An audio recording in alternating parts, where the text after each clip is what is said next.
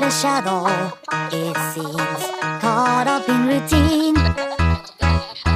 Can they see the person beneath?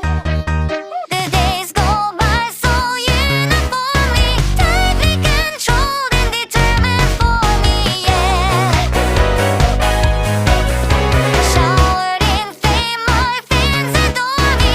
Only way to fuck it up is to be boring. I don't get the messages, they don't come to me.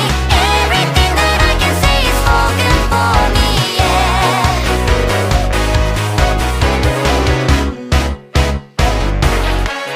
Get up.